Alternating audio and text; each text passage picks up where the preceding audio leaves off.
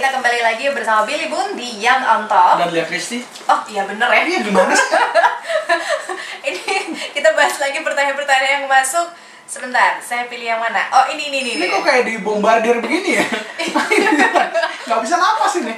Sekarang mengerti bagaimana itu jadinya bintang tamu Billy Boon. Dari Widi Yong. Apa Mas Billy Boon pernah punya pengalaman buruk yang bikin merasa terpuruk? Gimana cara bangkitnya? Oke, nah ini saya jawab secara singkatnya aja ya, bahwa kalau pengalaman atau kegagalan terpuruk yang besar tidak pernah ya, tapi saya kalau ditanya gagal, saya gagal jutaan kali. Setiap hari saya merasakan kegagalan. Nah ini kita harus samakan dulu persepsi kegagalan. Dimana kalau mungkin pendengar Sindo, kebanyakan orang berpikir kalau ngomongin gagal itu adalah sesuatu yang besar, sehingga pada saat merasa gagal, gimana cara bangkitnya? Nah kalau saya yang tadi saya bilang bahwa I don't take life for granted. Setiap hari itu saya evaluasi apa yang saya lakukan, apa yang berhasil, apa yang gagal. Nah, ketika setiap hari secara grafik tuh, kalau saya bayangin ya, kalau saya secara grafik tuh setiap hari ada gagal turun dikit. Nah, tapi karena saya sadari dan saya mau improve, besokannya udah balik lagi ke titik nol normal gitu.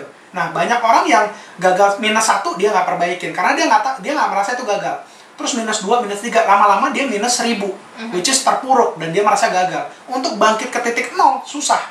Nah, tapi kalau kita punya habit untuk gagal dikit benerin, gagal dikit benerin, gagal dikit benerin, terus ada di level 0 tersebut, netral, saya rasa kita nggak akan merasa, nggak akan apa ya, gagal total gitu. Terpuruk lah. Terpuruk gitu. banget gitu. Oke, coba aja, itu coba deh. Coba ya, Mas Widi.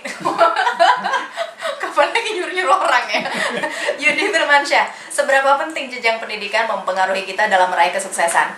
Menurut saya sangat penting. Jadi kalau saya ditanya, Mas Billy seperti formal? apa? Yes, formal. Yes, formal. Okay. Jadi kalau secara presentasi ya, ini menurut saya nggak bisa secara ilmiah, tapi menurut saya nomor satu adalah keluarga.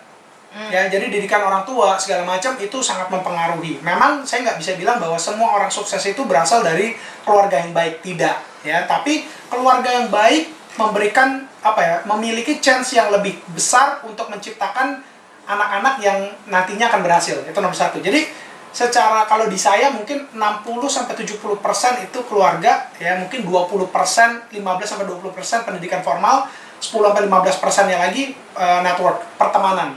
Gitu ya, pertemanan. Nah, pendidikan formal ini banyak orang yang masih bilang, oh kalau kita mau jadi pengusaha nggak usah kuliah. Man, itu zaman dulu yang nggak lulus SD bisa jadi miliarder. Zaman sekarang masih ada, tapi silakan kalau mau nyoba, gitu kan. Persaingan udah makin ketat. Kita lulus S1, S2 aja masih bertarung gila-gilaan ya untuk membuat suatu bisnis atau mau kerja. Apalagi yang sekarang coba cuma lulus SD gitu. Nah, yang saya harus ingatkan bahwa adalah kuliah itu bukan cuma ijazah, bukan karena ijazahnya, tapi kuliah itu adalah proses pematangan pikiran dan pendewasaan karakter. Itu yang seharusnya didapetin oleh orang-orang atau mahasiswa yang kuliah, gitu. Karena itu yang saya dapetin ketika saya kuliah. Saya tidak mengejar ijazah, tapi saya mengejar setiap kali saya datang ke kelas, saya benar-benar aktif dalam menjawab pertanyaan, aktif berdiskusi, presentasi ke depan, siapa yang berani, saya maju ke depan.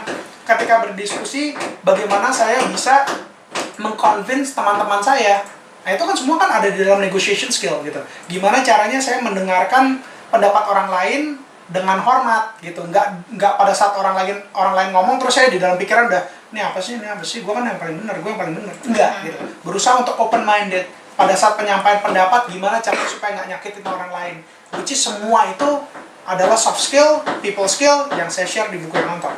Oke. Gimana kemudian menanggapi orang-orang yang memberikan contoh Mark Zuckerberg?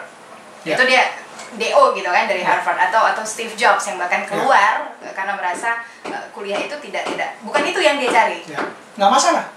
Bagus banget. Jadi kalau pendengar Sindo ada yang se-genius Steve Jobs atau Mark Zuckerberg, silakan keluar, gitu, silakan. Nah, harus disadarin Mark Zuckerberg sama Steve Jobs yang itu dua genius dari 6 miliar orang di dunia, gitu.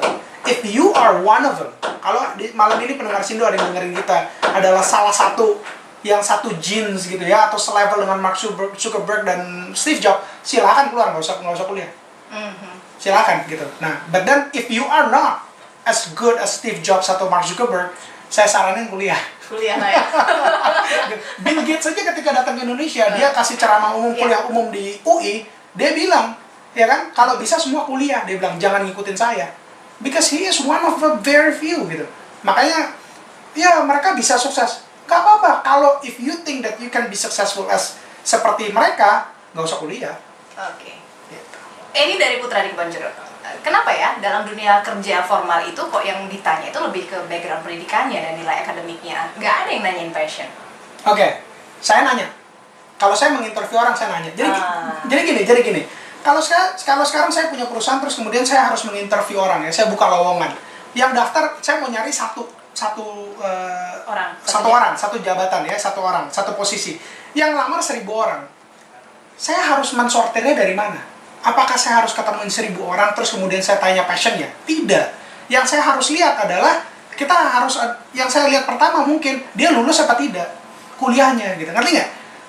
Jadi daripada saya harus mensortir, anggap aja gini deh, anggap aja yang meng-apply 1 juta orang, 1 juta umat. Udah jelas saya nggak mungkin bisa kan ketemuin mereka nanya, passion Anda apa segala macam, nggak mungkin.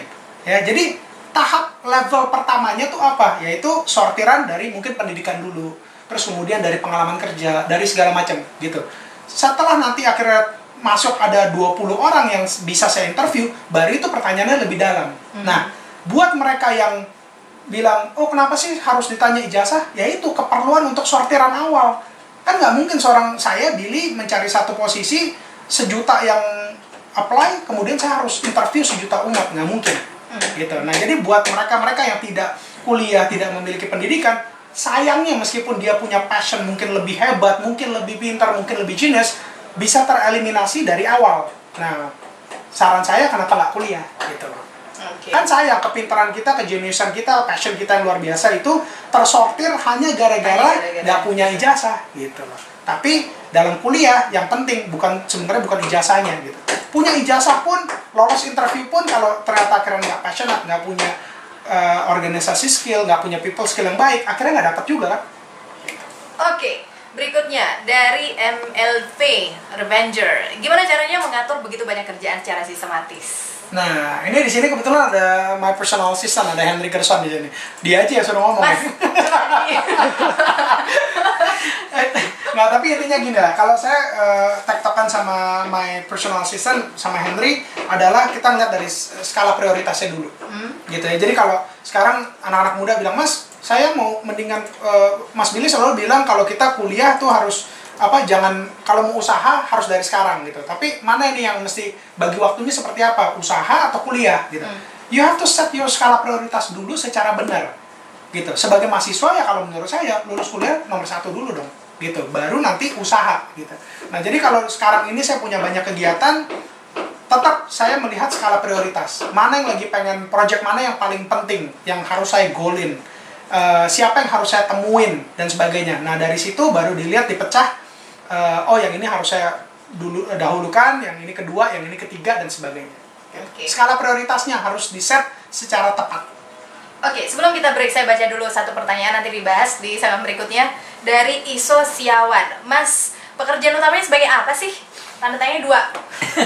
Bingung ya? Kenapa nggak jadi entrepreneur atau pengusaha aja? Tanda tanya 2 juga. Oke, sip. Kami kembali saat lagi. Jangan